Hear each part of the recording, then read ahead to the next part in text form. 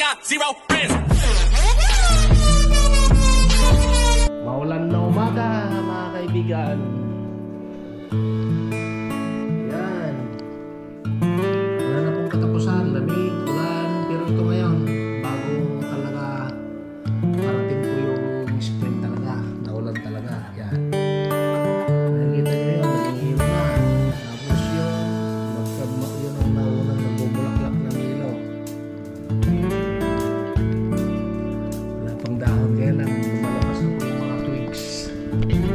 Ang araw po mga ka-OFW,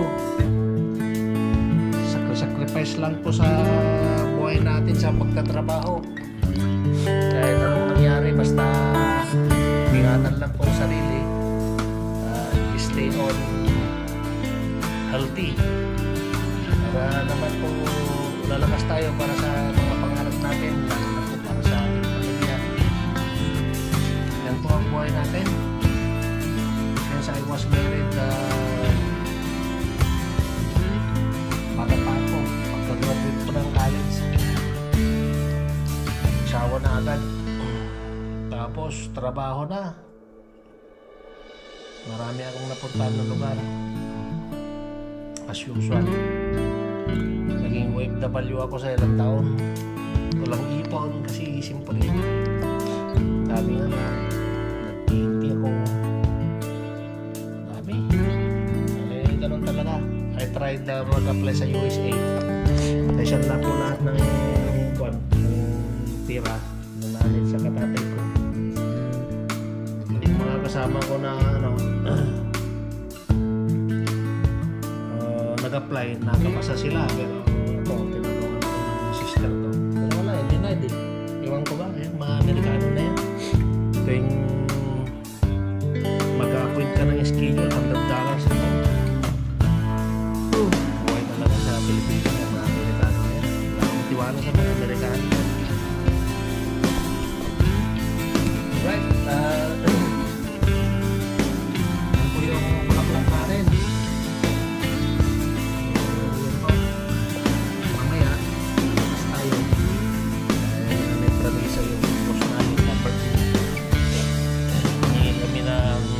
Na maglilibre siya.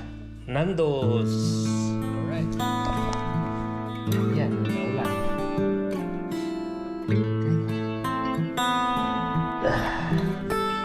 Itlog, saka gumawa ko ng konting papaitan ko na. Yan. Buhay OFW. Yun. Bumili ng tea. Dito po kami sa Children's Park sa Newington. Yan po si Alex. Ayan, yung mga bata. Yan po yung Curtis food natin. Happy birthday, Pia. Pia Contingents. Dito po tayo. Malamig pa rin. Kita nyo yung mga damit namin. Nabarkin ha. Pinutulang ko itong malabas ko. Kasi nagagalit ng boss. Pang-disis kaya.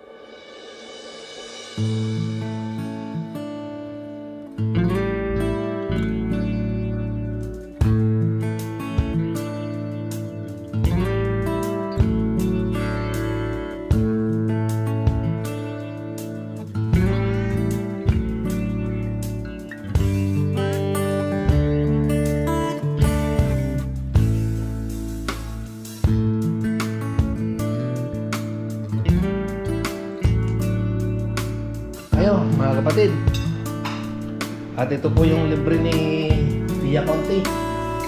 Yung order namin yan. Chapati, salad, mainit pa eh. Ano to?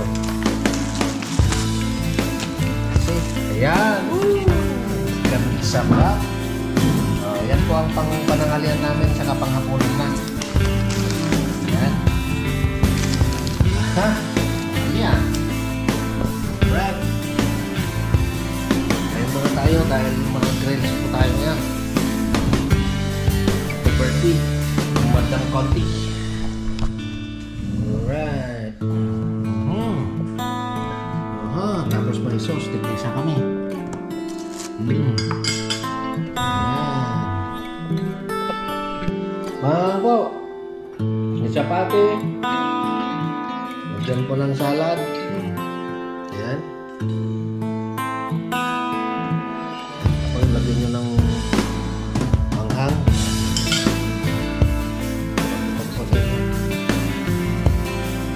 Tapos dito. Ayan. Ito ka nakadayo ka ngayon. Hindi ko ito.